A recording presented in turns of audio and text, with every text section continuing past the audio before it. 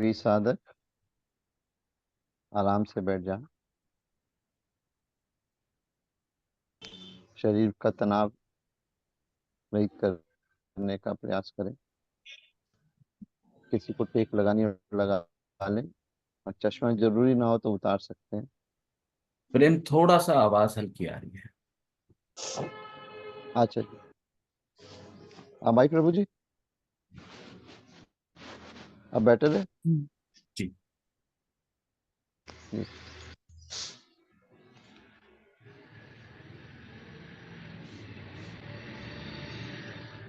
प्रकृति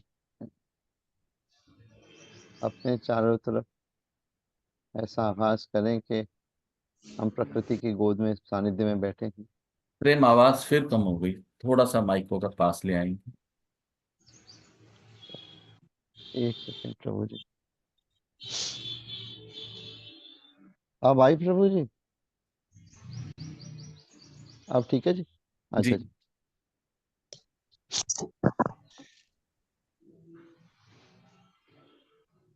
गुरुदेव और परम गुरुदेव के श्री चरणों में प्रणाम करते हुए एक लंबी गहरी सांस अंदर और एक लंबी गहरी सांस बाहर, ऐसे अपनी सांसों को देखते हुए फिर एक सांस अंदर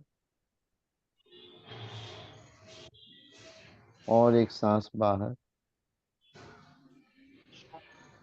प्रयास करें कि सांस आपके उदर के नीचे तक जाए, नाभि तक जाए, जितना नीचे ले जा सके। फिर एक सांस अंदर और एक सांस बाहर।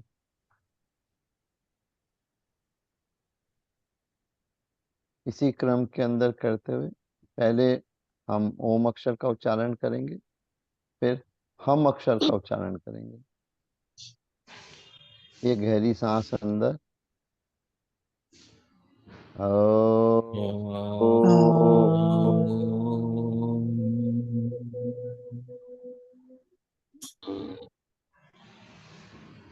सभी साधक अपने स्वर एक साथ सबके साथ मिलाने का प्रयास करें।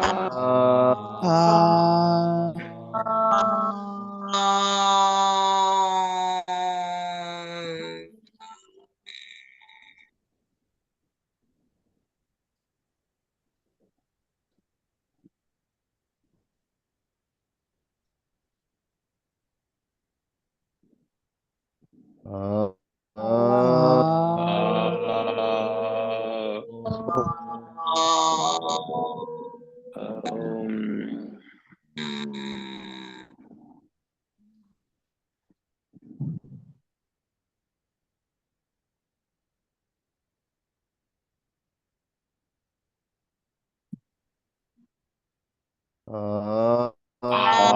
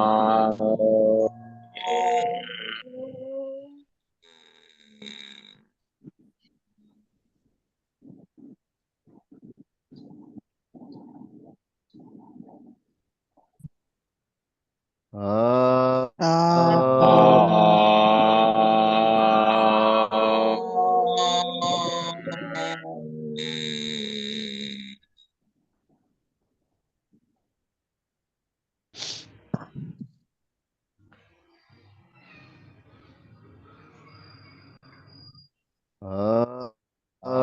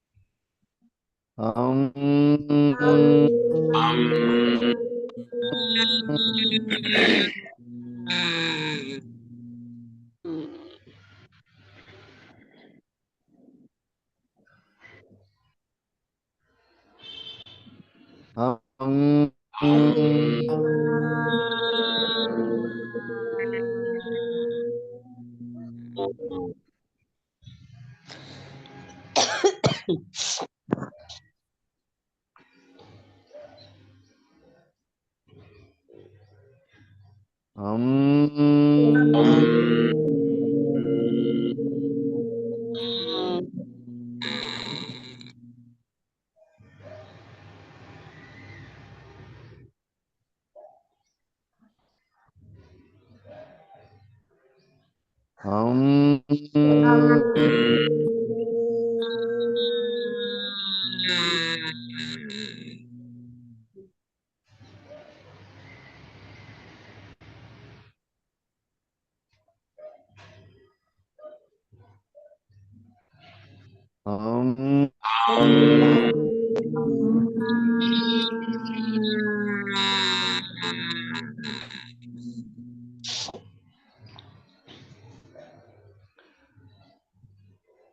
हम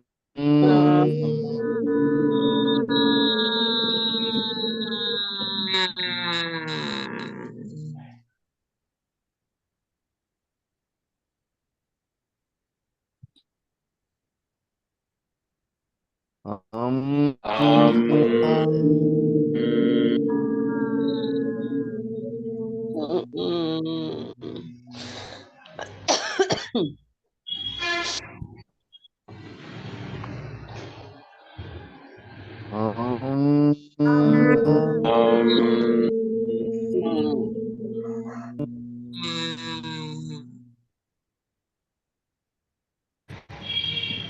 अब सभी साधक कुछ देर मौन में रहेंगे और इस ओम और हम की उच्चारण से जो वर्तुल बना है और ऊपर से कृपा कैसे आपसे बरस रही है आप पर, इसका अनुभव करेंगे।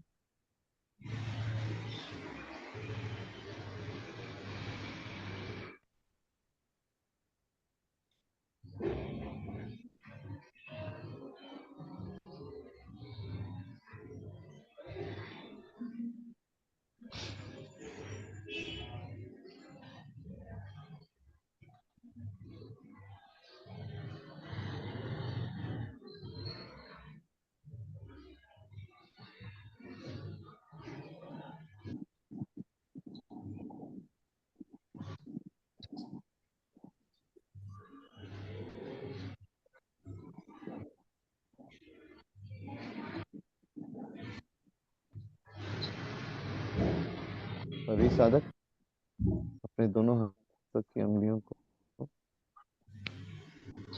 और हथेलियों को आपस में घर्षण करेंगे और इस नवीन ऊर्जा से अपने चेहरे पे, माथे पे, शरीर पे, जहाँ जहाँ आपको असुविधा महसूस होती है, जहाँ जहाँ अच्छा लगे वहाँ सब फेरेंगे और धीरे से आँख खोलते हुए जो अपने अनुभव है, जो जिज्ञासा है, प्रभु जी के सामने रखें। अभी स्वयं से मिलने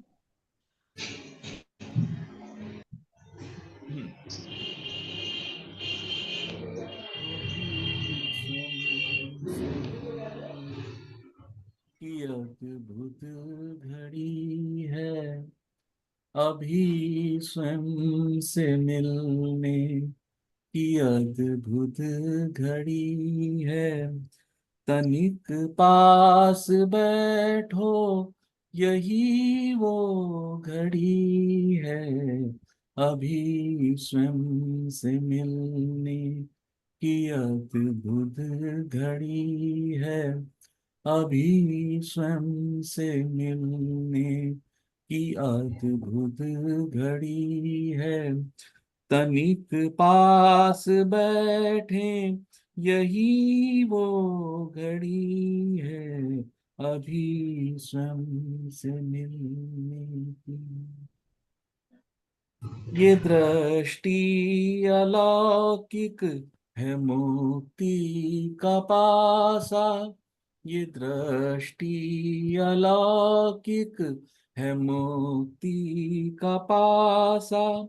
तू दृश्य बदल कर अपने पास आ जा, वहां से हटा ले जहाँ ये लगी है, तभी स्वयं से मिलने की अद्भुत घड़ी है, अभी स्वयं से मिलने की।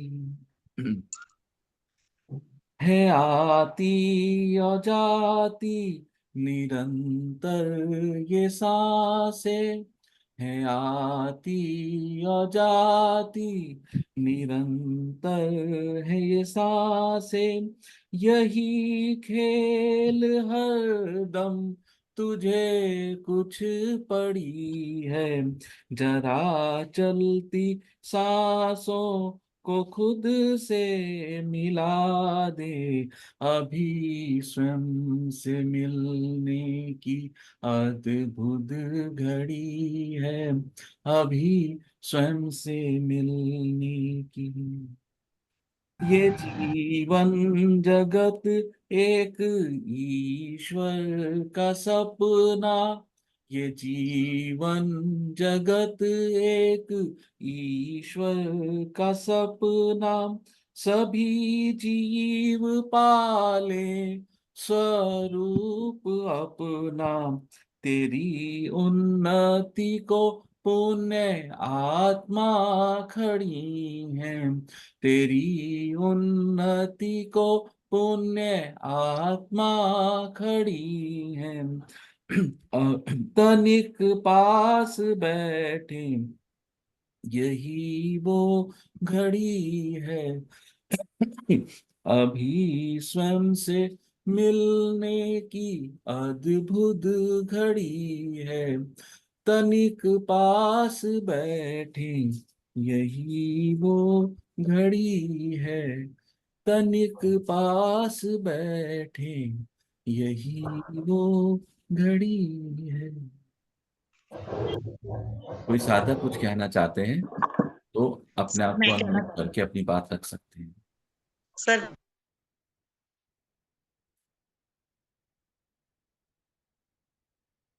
अनम्यूट करके बोलिए उषा जी।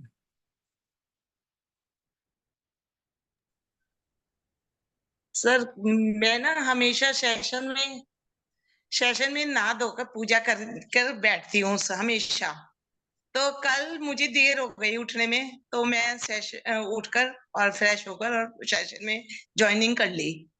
तो कल के सेशन में मेरा मन नहीं लगा, और मुझे सेशन इतना भारी पड़ा कि मुश्किल हो गया साधना करने में। फिर आखिर मुझे छोड़ना ही पड़ा सेशन, और मैं फिर बड़ा महसूस हुआ कि मैंने सेशन छोड़ा। ऐसा क्यों हुआ, मुझे बताएं, आप मार्गदर्शन करें।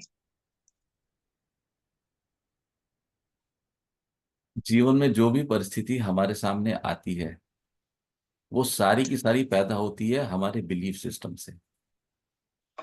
हमने क्या क्या बिलीफ अपने जीवन में धारण किए हुए हैं। आपका एक बिलीफ सिस्टम डेवलप हो गया कि मुझे नहा धोकर ही बैठना है, मुझे जोत जलाकर ही बैठनी है। आपका बिलीफ सिस्टम आप पे हावी हो गया। उस बिलीफ सिस्टम ने आपको बैठने नहीं दिया। आप एकदम से दो खेमों में विभाजित हो गई कि मैं क्या करूं और मैं क्या ना करूं। सिर्फ अपने बिलीफ सिस्टम को थोड़ा सा चेक करें और ये देखें कि क्या मैंने कुछ फालतू के विचार तो पकड़ नहीं रखे हैं जिन पे मैंने बहुत ज्यादा स्टिक कर लिया है, जिन विचारों के बिना मेरा चलना असंभव हो गया है। हर जीवन के हर कदम पे आपके जो विचार आपको जकड़ के पकड़ लें, जिन विचारों की कोई कीमत नहीं है, वो आपके बिलीफ सिस्टम है। और हमने बिलीफ सिस्टम को एक लीगल जामा पहनाने के लिए उसको धर्म का नाम दे दिया। क्योंकि यदि धर्म के नाम पे हम अपने बिलीफ सिस्टम को प्रमोट करेंगे तो फिर कोई विरोध नहीं कर पाएगा। आपका बिलीफ सिस्टम आप पे हावी होगी। हमें तो ऐसा कभी नहीं बताया गया परम गुरुदेव की ओर से कि हम नहा धोकर ही बैठे।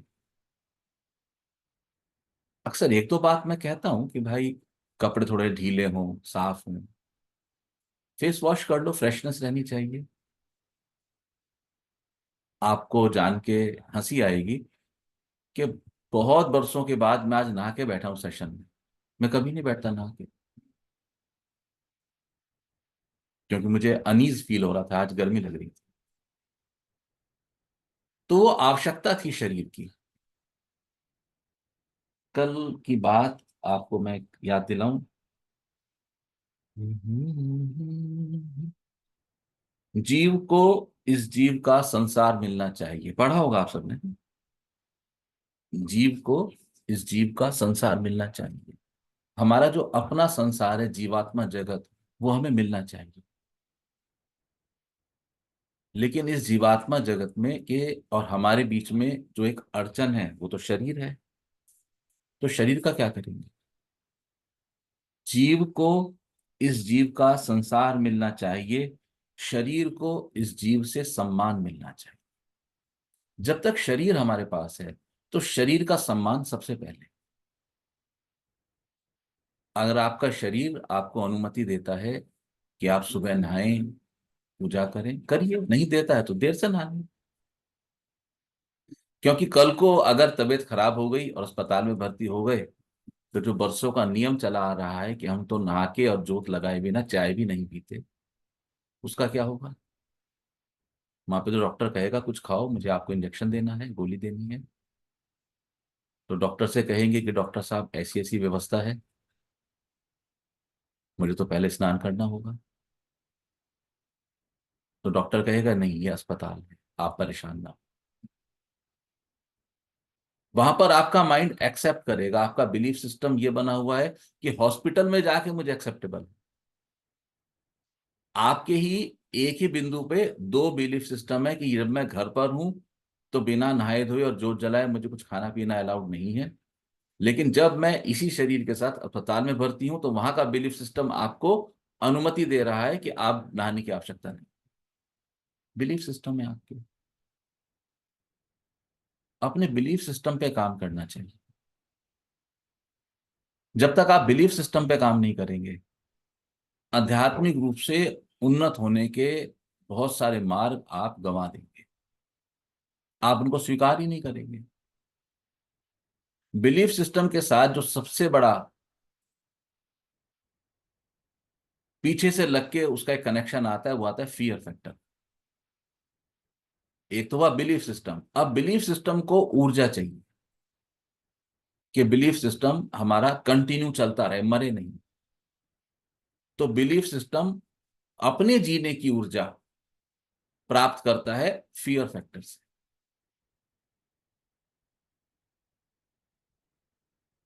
तो कुदरत की करनी कुछ ऐसी हुई कि तबीयत खराब हो गई, नहीं नहाए 2-3 दिन और खा पी लिया। और क्योंकि वायरल फीवर चल रहा था तो घर में एक एक करके सारे पड़ गए। तो हमने फियर फैक्टर बना लिया कि क्योंकि मुझे बुखार था और मैं नहीं नहाई, मैं नहीं नहाया, इसलिए मेरा पूरा परिवार बीमार।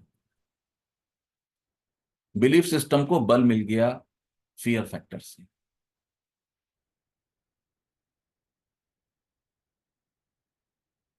जैसे जैसे आपका फियर फैक्टर मजबूत होगा, वैसे वैसे आप पूरी तरह से अपने बिलीफ सिस्टम पर स्टिक कर जाएंगे। इसलिए मैं आप सबसे हमेशा निवेदन करता हूं कि बिलीफ सिस्टम पे काम करो और डरो मत। डरने की कोई आवश्यकता नहीं। डरना किस चीज से है? मैं एक चीज निश्चित रूप से आपको बता सकता हूं कि यदि ईश्वरीय संबंधी, देवता संबंधी, सत्कर्म संबंधी आप कोई भी कार्य कभी छूट जाएगा, नियम से नहीं करेंगे, तो ईश्वर इतने दयालु हैं कि वो कभी भी आपके उस एक्टिविटी में हस्तक्षेप करके आपको नेगेटिव रिजल्ट्स कभी नहीं देंगे।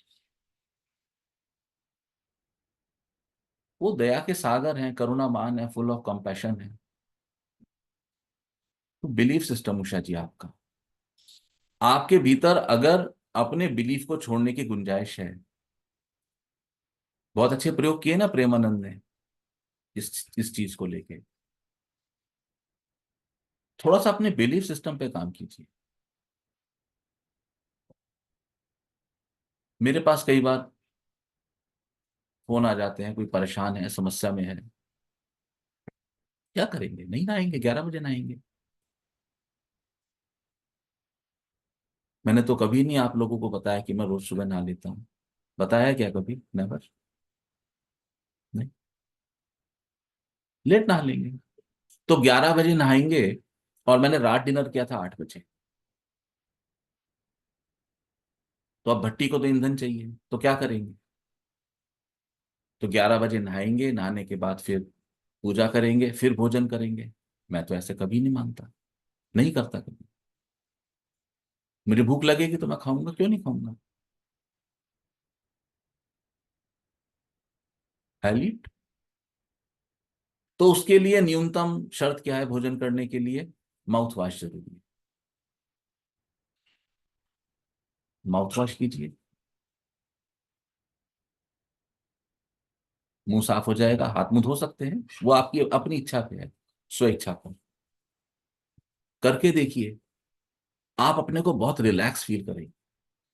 मुझे ये ऐसे करना है, मुझे ये ऐसे नहीं करना है, इस चीज के बोझ से सारे के सारे जीव दबे पड़े हैं, कुचल गए हैं बुरी तरह से। हमने अपने अपने बहुत सारे डूज एंड डोंट्स क्रिएट कर दिए। क्या करेंगे? अपने अपने डूज एंड डोंट्स करने से हमें जीवन में कुछ करने का आधार बनता है। हम कुछ कर रहे हैं, हमें इस बात का एक बहुत अच्छा एहसास होता है, जो अहंकार में बदल जाता है। मैंने कुछ किया।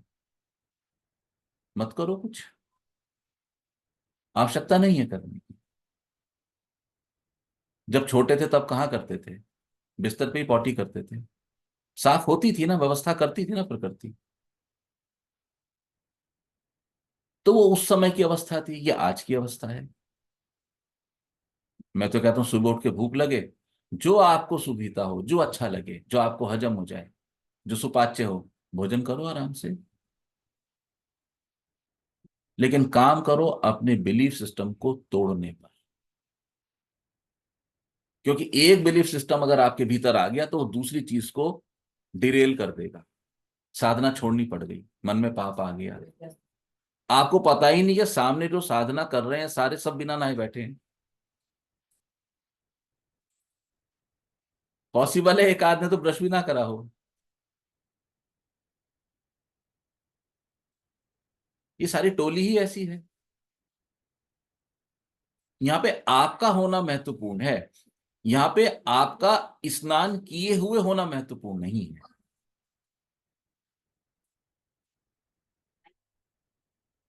देखो ध्यान देना एक बात पे, ईश्वर शर्तों की चीज नहीं, शर्तों से नहीं जाना जाता।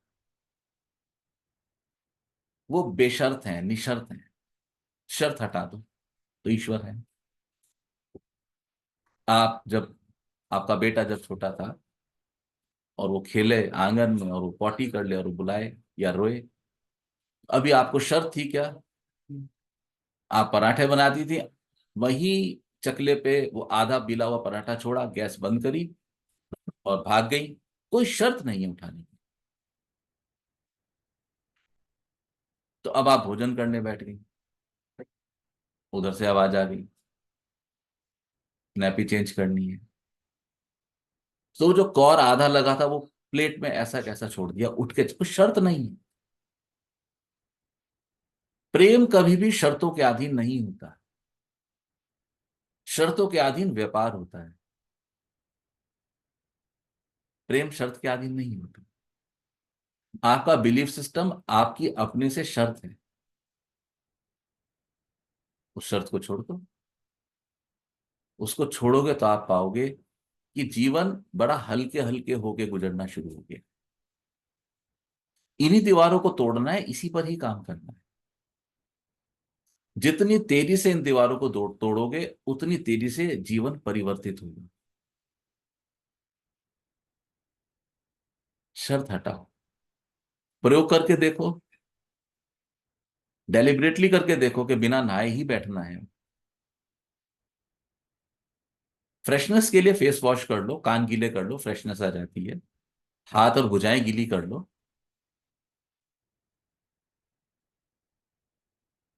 क्योंकि मैं 7:45 नहाने गया आज, मेरी कोशिश होती है नहाने के बाद मैं सबसे पहले दीपक जला दूं, नहीं तो किसी एक्टिविटी में उलझ गया। ये इच्छा होती है, मेरा बंधन नहीं है, इच्छा है। कई बार दीपक जलाने से चूक भी होती है, कई बार चूक हो जाती है, पर मुझे पता है कि वो दीपक के अधीन नहीं है। दीपक जलने की कोई शर्त नहीं है। तो बिना दिया जलाए बैठ गए यहाँ पे, क्योंकि दिया जलाते तो फिर आप लोगों की वेटिंग हो जाती। हर पल कुछ नया देखते रहो, शर्तों से परे हो जाओ। क्या आपको आपके प्रश्न का उत्तर मिल गया? Very good. और कोई? ऋचा कल कुछ कहना चाह रही थी, ऋचा बोलेंगी फिर प्रेमानंद बात करेंगे। ऋचा आपने मैसेज लिख के भेजा था। जी गुरुजी, उसे पढ़ के सुनाऊं गुरुजी?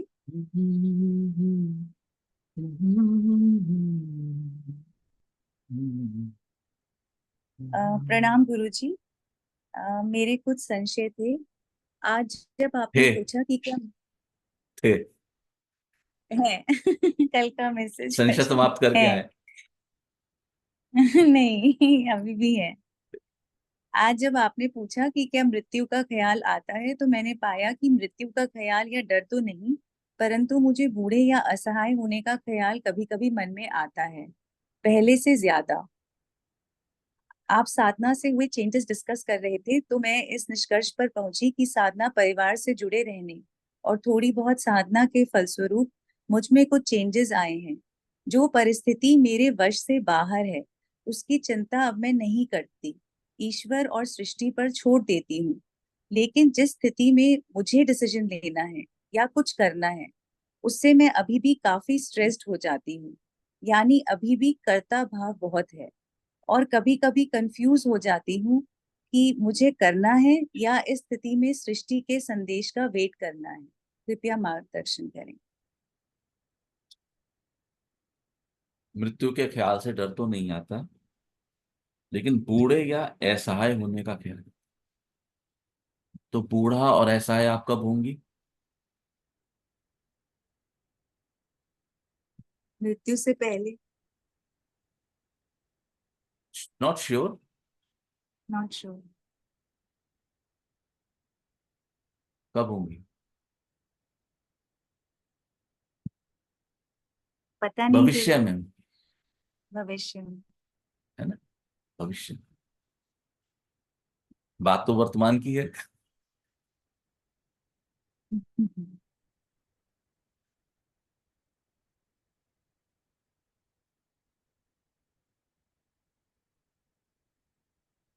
है दृष्टि अलौकिक, ये दृष्टि अलौकिक है, मुक्ति का पासा। दृष्टि। दृष्टि। तू दृश्य पलटकर अपने पास आ जा, वहां से हटा ले जहां ये लगी है। दृष्टि, दृष्टा, दृश्य। आपकी दृष्टि जहां लगी है वो कुछ गड़बड़ है। आपकी दृष्टि भविष्य पे लगी है। और मैं सदैव कहता हूं कि जो भविष्य है वो अनिश्चित है, भविष्य निश्चित नहीं है। मैं बुनकर का उदाहरण देता हूं हमेशा, साड़ी का। एक खड्डी पे एक साड़ी बुनी जा रही है, और अभी साड़ी बुनने के मध्य क्रम में है, अभी कंप्लीट नहीं हुई है। थोड़ी बुनी जा चुकी है, कोई धागा डाला जा रहा है, बाकी ताने कसे हुए हैं।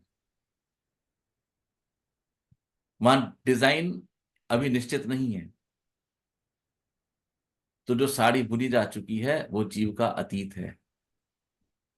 जो करंट धागा बुना जा रहा है वो वर्तमान है। और भविष्य का जिस तरह का डिजाइन हम चाहते हैं, वो डिजाइन पैदा करने की, बनाने की पूरी क्षमता हमारे हाथ में है। आप आज अगर इस बिलीफ सिस्टम को मजबूत कर लें कि भविष्य में वृद्धावस्था है, मैं असहाय हूं, तो डिजाइन प्रकृति बना रही है, क्योंकि प्रकृति तो इंटरफेयर करेगी नहीं। वो इंटरफेयर कैसे करेगी? क्योंकि ये पूरी का पूरा संपूर्ण ब्रह्मांड, जितनी मेरी समझ है, मेरी समझ के अनुकूल ये पूरा ब्रह्मांड जीव की स्वतंत्र इच्छा शक्ति पर आधारित है, जो उसका मूल सिद्धांत।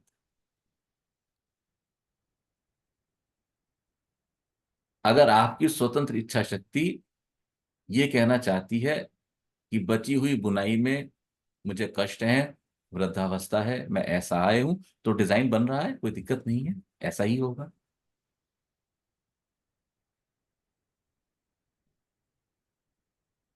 लेकिन उससे दूसरी समस्या क्या हो रही है कि जिस क्षण आप भविष्य पे दृष्टि डाल रहे हो, तो आपकी दृष्टि वर्तमान से चूक रही है। वर्तमान में जो ताना बाना डिजाइन तैयार करने का अवसर है, उसमें चूक हो रही है, धागों में गड़बड़ हो रही है, तो वर्तमान का भी डिजाइन खराब हो रहा है। क्योंकि आपकी दृष्टि आपके भविष्य पर है, इसलिए ना सिर्फ आप भविष्य में पहुंचकर भविष्य की व्यवस्था को खराब कर रहे हो, अपनी वर्तमान की व्यवस्था को भी पूरी तरह से खराब कर रहे हो। और जो आप विचार कंसीव करते हो, वैसी वैसी व्यवस्था हमारे सामने बननी शुरू हो जाती है। क्योंकि कल हम चर्चा करके आए हैं, आप कल्प वृक्ष के नीचे हो, 4 की फिगर आती है, प्रकृति ध्यान रखती है।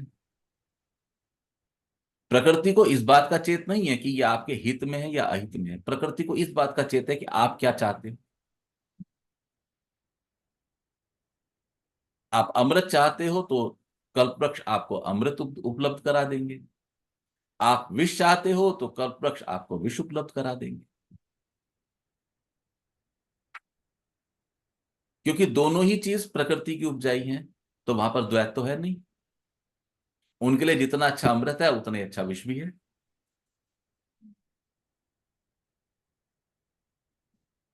ज्यादा अच्छा हो कि यदि हम अपने वर्तमान को देखें कि हमारा ये क्षण कैसा चल रहा है।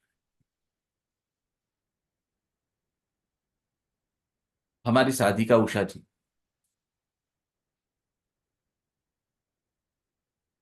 उषा जी की मदर इन लॉ, मेरे ख्याल से कितना सहज 2-2.5 साल तो हो गए होंगे, है ना, लगभग है। आनंद में ही हो गए ना, इतना तो 1.5 साल हुआ होगा, 2 तो हो गए मेरे ख्याल से।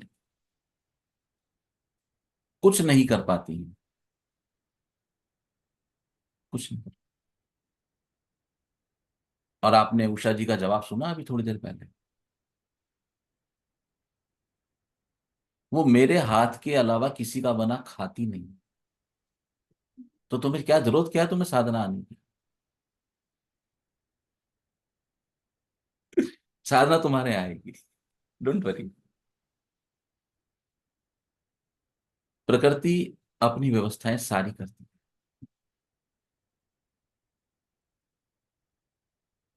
उषा जी की सास, उषा जी अपनी सास की जिस तरह से सेवा कर रही है,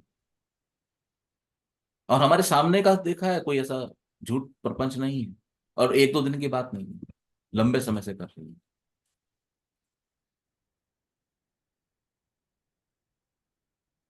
मुझे याद है मैंने पिछले सेशन में इनको ज्ञान बताया था कि किसी को बुला लो लेकिन चले आओ। कितनी सुंदर बात है, मेरे हाथ के अलावा किसी का खाती नहीं।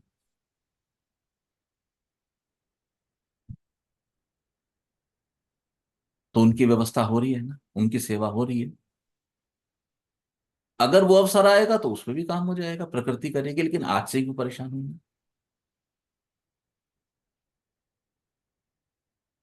दृश्य को बदल दो। आप दृश्य को बदलोगे तो आप अपने पास आ जाओगे। वहां से हटा लो ये दृष्टि जहां पर आपकी लगी है। यही क्षण है जब आप इसको खींच के अपने समीप तक ला सकते हैं।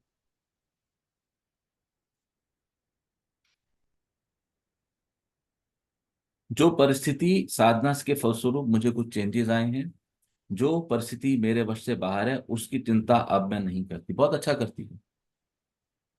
मेरे को आज भी आपका चेहरा याद है, जब 2 साल पहले मेरी आपकी चर्चा हुई थी, आपके बेटे के संबंध। आपको उससे निकलने में कम से कम 6 महीने लग गए थे शायद। स्वीकार नहीं था। जी। कष्ट आपने मुफ्त का भोगा। अगर आप तब उसको स्वीकार कर लेते तो आप पाते कि आपकी सोच से बेहतर आपका बेटा आज कर रहा है। मुझे विश्वास है उसका भविष्य उज्जवल है, जी गुरु जी। क्योंकि वो मेहनती है, उसकी सोच अच्छी है। कुछ अंदाज हमें दशाओं से दिशा लग जाता है, दिशाओं से लग जाता है। तो यदि उस समय आपके भीतर ये भाव नहीं होता तो आप वो कष्ट नहीं भोगते।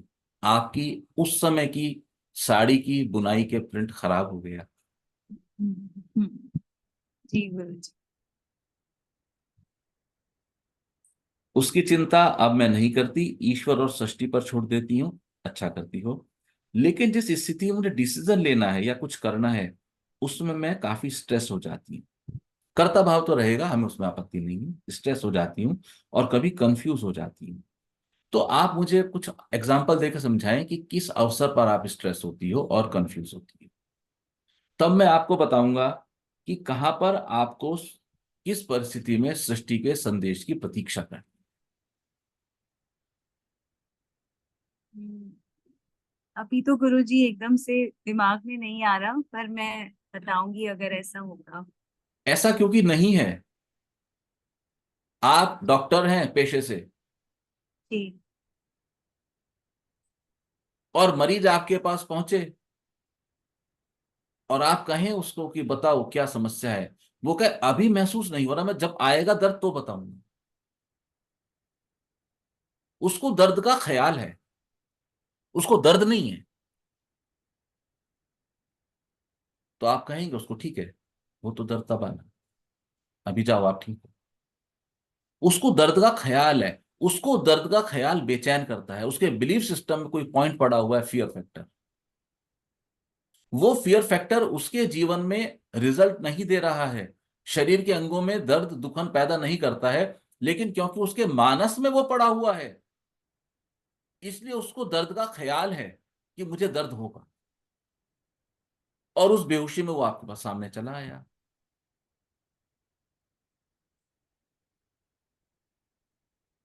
आप क्या करोगे? आप उसको कहोगे थोड़ी अच्छी पिक्चर देखो, थोड़ा खुश रहा करो, लोगों से मिला करो, हंसा करो, बोला करो। क्योंकि हर वो नेटिव जो अपने जीवन के अतीत में मानसिक कष्ट भुगत के आया है, कष्ट उसको छोड़ने को तैयार है, वो कष्टों को छोड़ने को तैयार नहीं होता। ये मन है, ये मन है। एक क्षण लगेगा, छोड़ दो। आप इतनी सारी रिपोर्टें चेक करती हो, और जितनी मुझे जानकारी है, वहां पे सब रिपोर्ट आपके ही एक्नॉलेजमेंट या सिग्नेचर के बाद वो माने जाते हैं, आगे जाते हैं। और क्योंकि इसमें सरकारी और कानून की व्यवस्था काफी है, तो काफी ऑथेंटिसिटी है आपके आपके फील्ड से रिलेटेड आपके सिग्नेचर की, और वो चैलेंजेबल भी। कितनी रिपोर्टें साइन करती हो रोज? बहुत करती हूँ गुरुजी। जैसे 50, 100, ऐसे मेरे ख्याल से इतनी तो होंगी या ज्यादा ही। हाँ। कितनी रिपोर्टर पे साइन करते हुए कंफ्यूजन आया, साइन करूं ना करूं? नहीं याद। कितनी रिपोर्ट पे डिसीजन नहीं ले पाए? नहीं होता। रिपोर्ट सामने आई, देखा, टेक्निकल डाटाज प्रोसीजर ठीक है, यू एक्नॉलेज इट, आपको लगता है गड़बड़ है, तो आप सोच रही हो गड़बड़ है तो भाई मुझे किसी को बोलना चाहिए, तो नहीं, इमिडिएटली रिजेक्ट के उसमें इसमें ये प्रोसेस फिर से होगा। इस रिपोर्ट को मैं पेंडिंग केस में रखती हूँ, इस पे ये प्रयोग दोबारा करा जाए, ये टेस्टिंग दोबारा करी जाए। निर्णय तो आप ठीक ले रही हो। अगर आप निर्णय सही नहीं लेती तो सरकार आपको प्रमोट करके वहां पे और उच्च पद की अवस्था नहीं बनाती। वो कहती है अभी आप रुको, अभी आपको और सीखना बाकी है। आपका बिलीफ सिस्टम आपको बता रहा है, आपके भीतर का बैठा हुआ भय, फियर फैक्टर आपको बता रहा है कि आप डिसीजन नहीं ले पाती हो।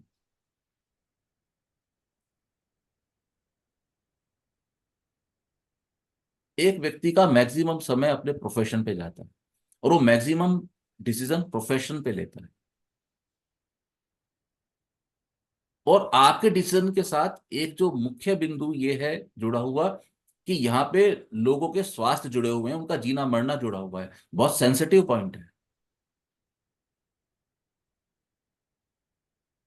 तो कभी कभी सिस्टम में गड़बड़ ना हो जाए तो हो सकता है आप इंस्पेक्शन करती हो, आज मैं थोड़ा देख लूं टेस्टिंग सही चल रही है ना, मशीनें सही काम कर रही है ना। तो मशीनों की एक आपने कैलिब्रेशन का सिस्टम इंट्रोड्यूस किया होगा, भी ये मशीन कैलिब्रेट होनी है, कोई 6 महीने में, कोई 2 महीने में, जैसी जिसकी व्यवस्था है। तो इतनी बड़ी लैब को संभालना ये बिना डिसीजन के हुआ क्या?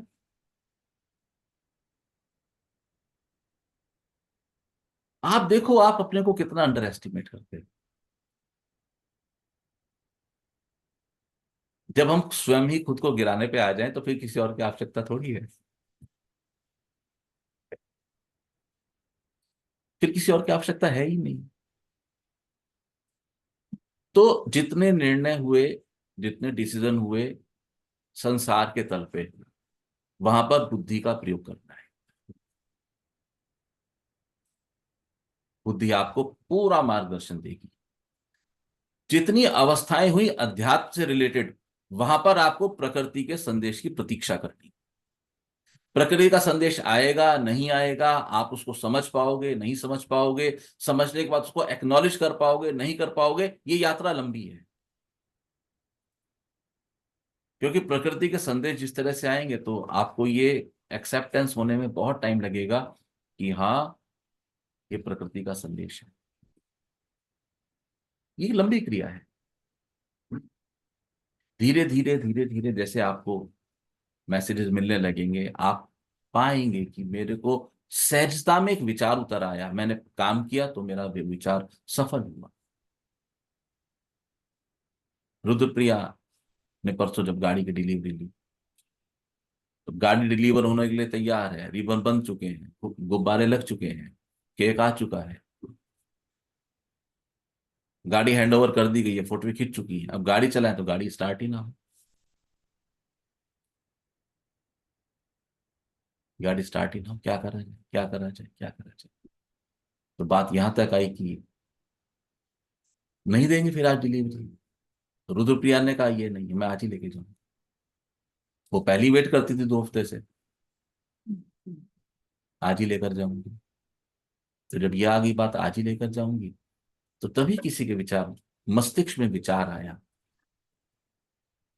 जब गाड़ी को फैक्ट्री से डीलर के यहाँ ट्रांसपोर्ट किया जाता है, तो गाड़ी में एक फीचर होता है ट्रांसपोर्टेशन मोड, सेफ्टी का होता है। ट्रांसपोर्टेशन मोड ऑन कर दिया जाता है तो किसी भी अवस्था में गाड़ी स्टार्ट नहीं होती। तो वो गलती से ट्रांसपोर्टेशन मोड ऑन हो गया था। इन्होंने वहां प्रतीक्षा की बेचारा।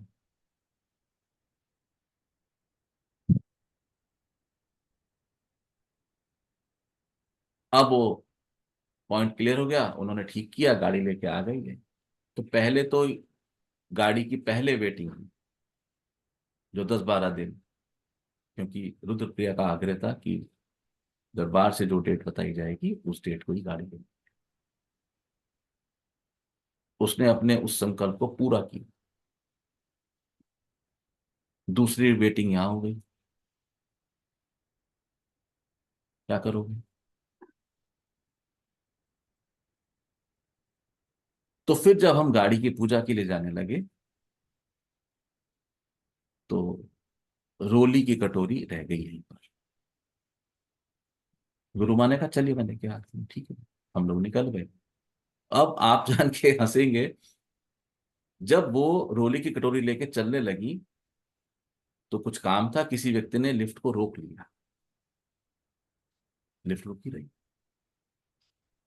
डिले होता चला गया।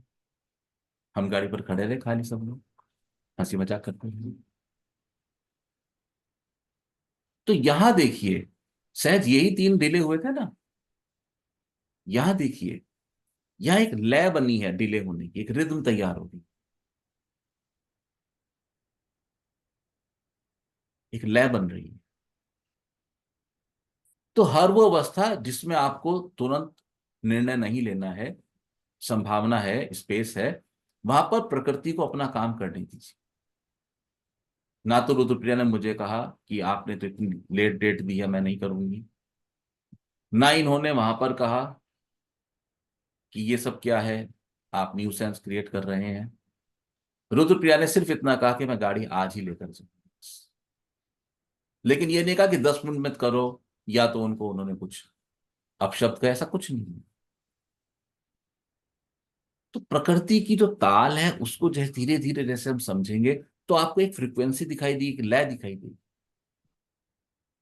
और उस लय का क्या अर्थ है ये भी शायद समझ नहीं आएगा। लेकिन जब आपको वो लय दिखाई देगी, एक एक लय चल रही है, आप तो डॉक्टर हो, आप तो इसीलिए करते हो तो लय देखते हुए। अगर लय चल रही है तो आप बोलते ठीक है चले जाओ, डोंट वरी। और अगर लय समाप्त हो जाए तो कहते पैक करो। तो जो आपका प्रश्न है कि सृष्टि के जो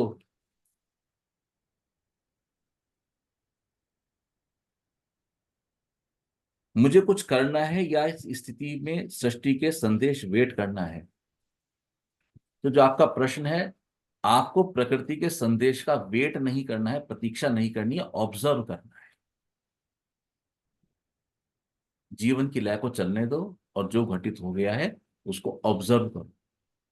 तो धीरे धीरे समझ डेवलप होती जाएगी आपको कि हाँ ये एक लय चल रही, और फिर आपको उस लय में आनंद आने लगेगा। आप और सरक के अपने समीप आ जाए। क्या ठीक है? आपको आपके प्रश्न का उत्तर मिला? जी गुरु जी। कुछ और पूछना चाहते हो? प्रेम? बताना तो नहीं होता, लेकिन अब मन नहीं है, वही मनन करना है। जितना आपने बोला है ना, बिल्कुल मन नहीं है मेरा बताने का अनुभव, कोई ईमानदारी बात, से। कोई बात। बहुत, मतलब मैं अपने आप को खुद रिलेट कर पा रहा हूँ, मैं भी कितनी गलती करता हूँ।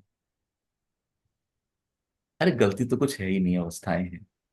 नहीं गलती, मतलब हम प्रेजेंट को भूल जाते हैं, हम जबकि प्रेजेंट में रह रहे हैं, हम जिसमें रह रहे हैं उसी को भूल रहे हैं हम। कोई बात, कोई थैंक यू डॉक्टर साहब, इतना सुंदर प्रश्न उठाने के लिए। बात। वो प्रभु जी कहते हैं ना कि प्रश्न ऐसा उठाओ जो पूरे ग्रुप का या जितने सहयोगी हैं सबका एक कल्याण हो उसमें। बहुत सुंदर। और कोई साथक कुछ कहना चाहते हैं तो बोल सकते हैं। गुरुजी मुझे कुछ कहना।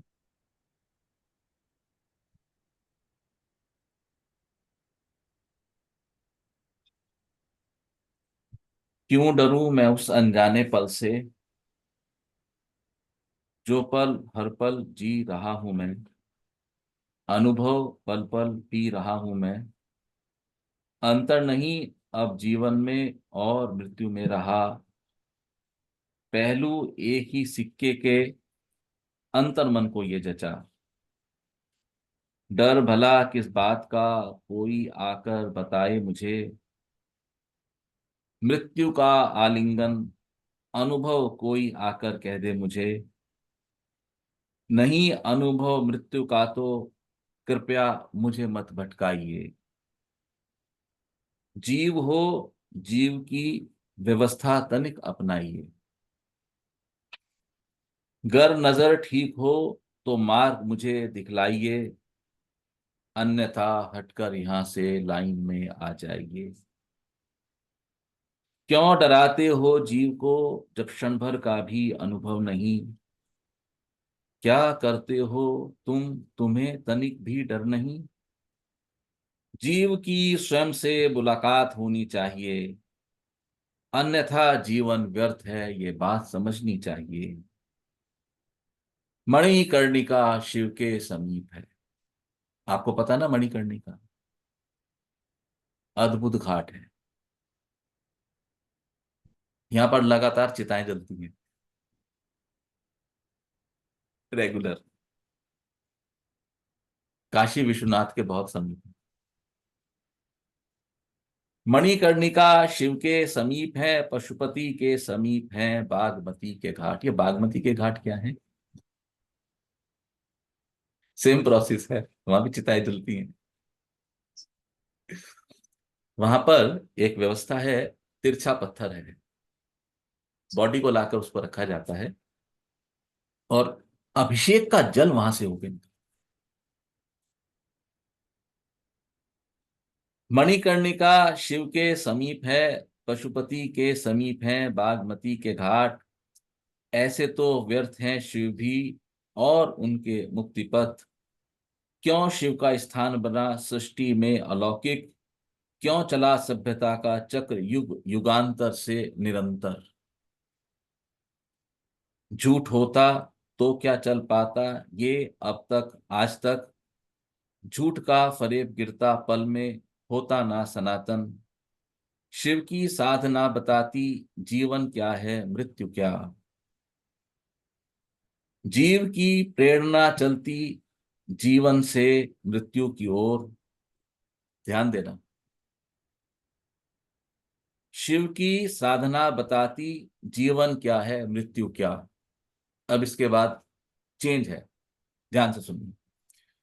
जीव की ऊर्जा, जीव की प्रेरणा चलती जीवन से मृत्यु की ओर, जीव की ऊर्जा से ये जगत संसार है, जीव की ऊर्जा से ये जगत संसार है, मुझको तुमको ये लगता जगत का आधार है, मूर्ख मैं हूं, मूर्ख तुम, मूर्ख हमारे ज्ञानदाता। जिनको कुछ अनुभव नहीं है वो भला निश्चित करें, जिनको जीवन की समझ नहीं वो ही मार्गदर्शन करें। ये कैसी व्यवस्था, कैसा मार्गदर्शन है ये। झूठ पाखंड, झूठ पाखंड, झूठ का नृत्य यह है। ये अनाचारी जानते ही नहीं, पाप करते हैं सदा। जीव का स्वभाव अभय है। जीव का स्वभाव भय ही, भय रहित, भय युक्त नहीं है, भय रहित है। जीव का स्वभाव अभय है, सर्वदा सर्वदा सनातन है सदा। जीव को अब इस दुर्दशा से मुक्त होना आना चाहिए। शिव हो तुम, शिव सा व्यवहार होना चाहिए। मृत्यु है सर्वदा सनातन, मृत्युशील होना चाहिए।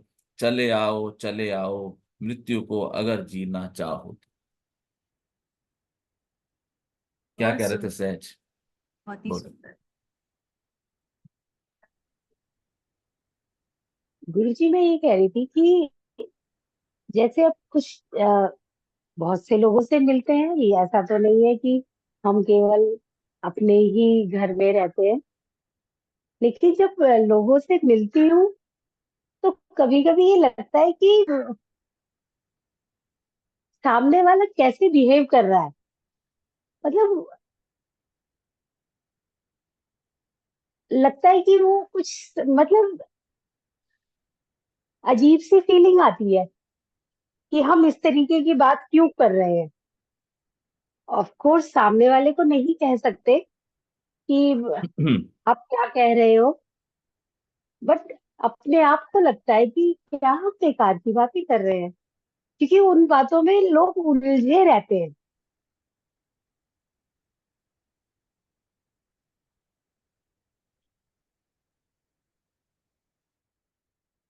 कपड़ में पता पॉटी नहीं, मैं निकलना समझा नहीं सही पाती। है या गलत है?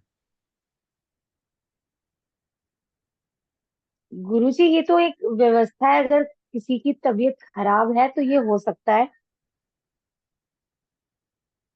उसकी और तबीयत अगर हम खराब है। स्वस्थ हैं, हाँ तो और गुरुजी, जिसकी ऐसे तबीयत, लगता है कि ये अपनी तबीयत को सुधारने की कोशिश क्यों नहीं करते। क्योंकि मेरी तबीयत सुधर ये चुकी है इसलिए मुझे ऐसा लगता है। ये गर्भ स्थान है अहंकार का। मेरी हाँ। तबीयत तो सुधर गई। वाई यू अभी तक वहीं पड़े हो? जब भी आपको इस बात का अहंकार डेवलप होना शुरू हो जाएगा कि ये क्यों नहीं, हम्म, ये भी ऐसी ही बातें क्यों करते हैं, क्योंकि मुझे पता लग चुका है कि मेरी तबीयत सुधर चुकी है, मुझ में कुछ विशेष हो चुका है। और क्योंकि मुझ में कुछ विशेष हो चुका है तो मैं कुछ स्पेशल हूं। क्योंकि मैं कुछ स्पेशल हूं तो मेरे अंदर अहंकार होना ही चाहिए। गर्भ स्थान है अहंकार, अपने को श्रेष्ठ मानना। ये सोचना ही नहीं कि वो सामने वाले की अवस्था है, वो ऐसा ही है अभी। आप उसको अपने चश्मे से नहीं देखो, आप उसको उसके चश्मे से देखो।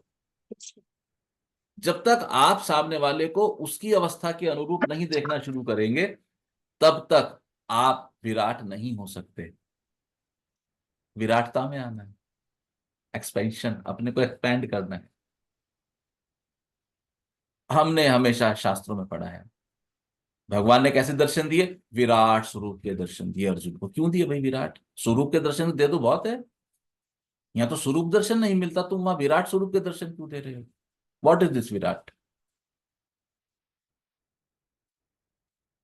विराट स्वरूप के दर्शन अर्थात अर्जुन, मैं जहां इस समय खड़ा हूं, इस विराटता का अर्थ ये है कि यहाँ पे भांति भांति के इतने लोग हैं, हजारों लाखों लोग हैं, मैं सबको उनकी ही दृष्टि के हिसाब से उनको देख रहा हूं। तो मेरे लिए कोई सही गलत नहीं है। जो जैसा है उसको मैं वैसा जाके देख रहा हूं। अगर आपको लोगों के मन को छू के निकलना है और उसका अनुभव लेना है तो जो जैसा है उसके साथ वैसा बन के ही आपको बरतना पड़ेगा। अगर आप ऐसा नहीं करेंगे तो शेषता का भाव आ जाएगा। ये बीज इतने प्यार से बैठेगा अहंकार का कि पता भी नहीं चलेगा। अहंकार की सारी समस्या ये है कि जब इसका बीज डलता है तो हमें पता नहीं चलता।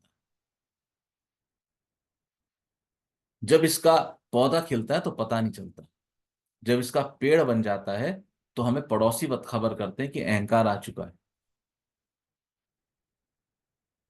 और जब कोई परम गुरुदेव जीवन में अवतरित हो जाए और अपनी शक्तियों के माध्यम से, अपने करुणामय स्वभाव से, अपनी कृपा से उस पेड़ को समूल नष्ट कर दें, उसकी जड़ से निकाल के फेंक दें, सिर्फ तब जीव को अनुभव होता है कि अच्छा मैं इतना अहंकारी था। क्यों कहा गया अहंकार ज्यादा प्रॉब्लमेटिक है? क्योंकि और जब भी जितने दोष आएंगे, काम, मोह, लोभ, क्रोध, ईर्ष्या, हमें पता होता है कि हमारे भीतर ये भाव पूरा, हम कहते हैं इस बात को, हट जाओ मेरे आगे से, मुझे गुस्सा है, मैं कुछ भी कर जाऊं। बोलते हो ना? या आप बोलते हो ठीक है थोड़ा सा तो लोभ चलना चाहिए, संसार है, एक्सेप्ट करते हो? संसार के सामने नहीं करोगे तो अपने परिवार के सामने करोगे, परिवार के सामने नहीं करोगे तो अपने स्पाउस, मित्र के सामने करोगे, उनके सामने नहीं करोगे तो अपने सामने एक्सेप्ट करोगे कि हाँ लोभी है मेरे अंदर, लोभ, ईर्ष्या होगी, आपको पता होगा। आप कहते हो मेरे को बंदा अच्छा नहीं लगता है, लेकिन कोई व्यक्ति ये कहते नहीं सुना कि मैं बहुत अहंकार हूं, क्योंकि उसको इस बात का भान ही नहीं है, उसको खबर ही नहीं है कि कौन आ गया है। और ये बढ़ता जाएगा, बढ़ता जाएगा, बढ़ता जाएगा, बढ़ता जाएगा।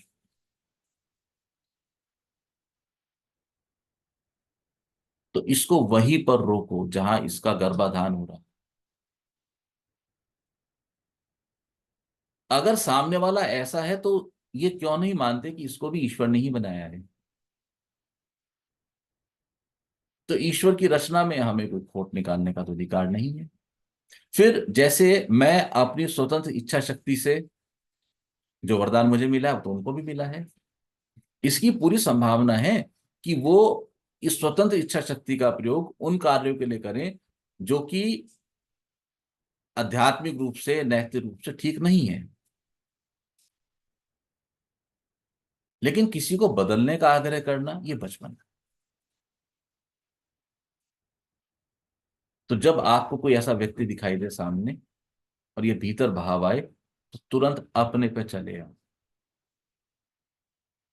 अपने को देखो कि कहां से बीज फूट रहा है, ये तुम्हें खबर कर रहा है कि तुम कुछ स्पेशल हो गए हो, कुछ विशेष तुम्हारे भीतर कोई तरंग बजने लगी है, कोई सुरताल निकलने लगा है। कल तक तुम्हारे भी स्वर खराब थे, आज तुम सारे गामा अच्छे से गाते हो।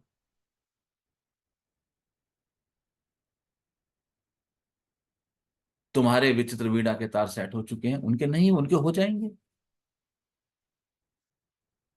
तो अवसर पड़े तो ऐसा काम करना है कि क्या इनके तारों को सेट करने में मेरा कुछ सहयोग संभव है, बस। क्योंकि ध्यान देना कि जहां तुम हो वहां भी तुम्हारे कोई तार सेट कर रहा है, और जो तुम्हारे सेट कर रहा है तार, उसके भी कोई तार सेट कर रहा है। यात्रा ही मंजिल है। समझ में आया? सहज क्लियर हुआ? जी गुरु जी। ठीक है, कोई साधक कुछ अच्छा कहना गुरु जी, चाहते हैं? एक चीज इसमें मैं आगे जोड़ना चाहूंगी। आ, ये तो बिल्कुल ठीक है, पर यदि ऐसा महसूस हो कि सामने वाला हमें थोड़ा सा इंसल्टेड फील कराने की कोशिश कर रहा है, तो फिर क्या हमें वहां से अपने आप को विड्रॉ कर लेना चाहिए कि भाई ठीक है, तुम अपनी जगह ठीक हो, हम हमारी जगह, बहुत ज्यादा मेल मिलाप की जरूरत नहीं है, या मतलब कैसे, क्या किया जाए? आप जब जब कोशिश करोगे कि मुझे सम्मान मिले,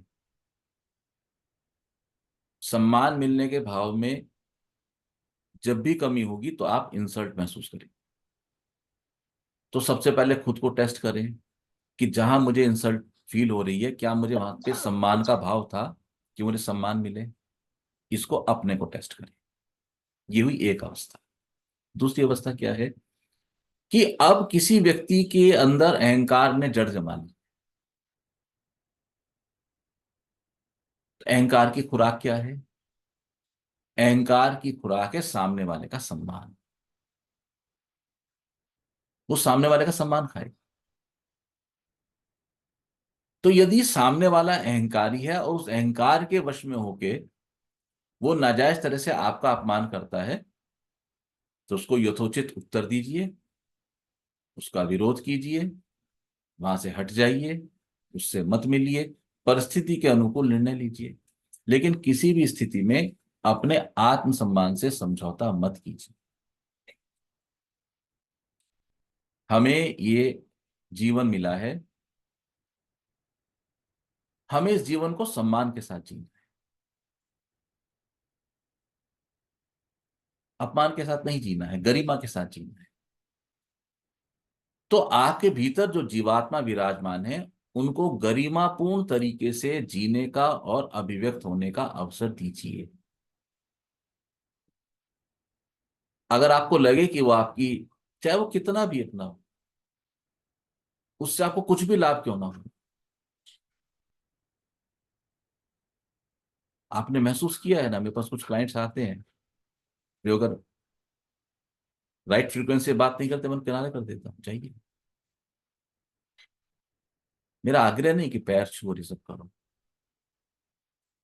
लेकिन बात करने का तरीका, प्रेजेंटेशन गरिमापूर्ण होना चाहिए। बाकी हंसते रहो जीवन में, लेकिन ख्याल रहे कि कोई भी व्यक्ति आपके आत्मसम्मान पे उंगली नहीं उठाए, क्योंकि आत्मसम्मान पर उठी हुई उंगली आगे चल के आपको कष्टकारी। क्या आपको आपके प्रश्न का उत्तर मिल गया? ज्योति बोलिए। गुरुजी, मृत्यु को अगर जीना चाहते हो तो मृत्यु को जीना मतलब? मैंने लिख के दिया था क्या? नहीं, अभी अभी तो बोला भी, लिखा भी है गुरुजी। हंस गए अब तो। कहाँ लिख के दिया भाई, बता। चले आओ, चले आओ, मृत्यु को अगर जीना चाहते हो तो। लिखा तो है भाई। मैं देख रहा था, ये डॉक्टर साहब जो है गंभीर से बैठे थे, और मुझे 1% भी उम्मीद नहीं थी कि ये ऐसा कांटा डालेंगे लास्ट में। मैं सोचा सेशन पूरा कर दो।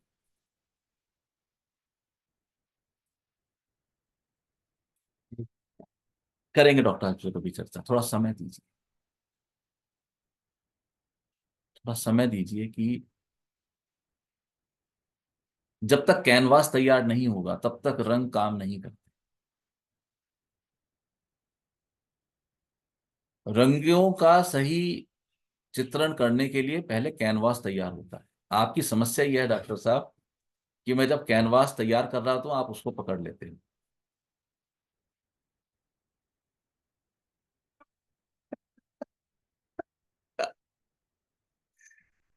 थोड़ा कैनवास तैयार हो जाए, आपको अनुभव आएगा इस चीज का।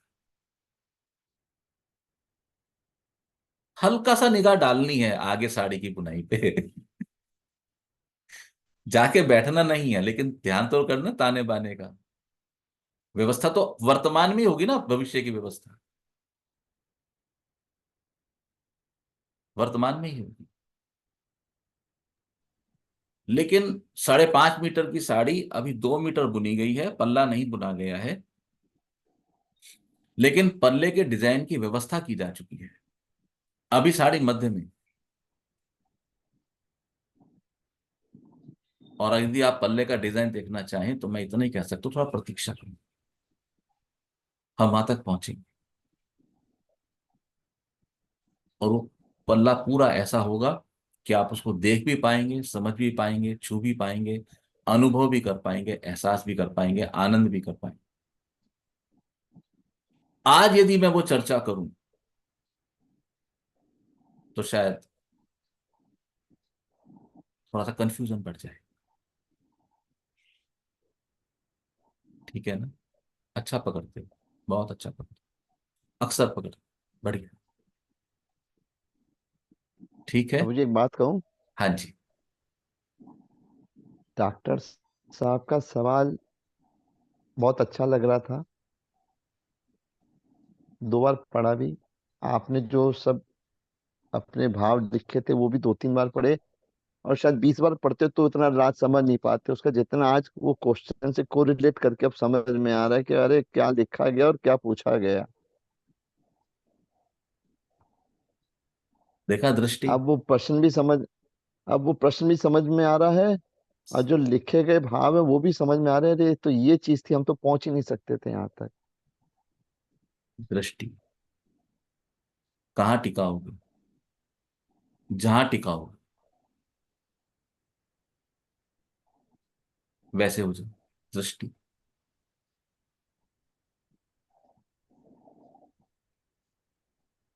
इतने बड़ा उसमें लाइनें हैं मेरे ख्याल 10, 15, 20 लाइनें।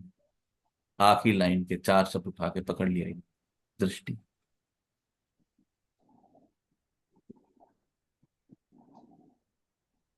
चले, धीरे धीरे कलियां आती हैं, फूल खिलते हैं। ठीक है। आप सबका बहुत बहुत धन्यवाद। आप सब लोग साधना करते हैं। नारायण नारायण हरि सर। नारायण नारायण। सभी साधक हो रहा है। नारायण नारायण हरि सर, सबको नारायण हरि।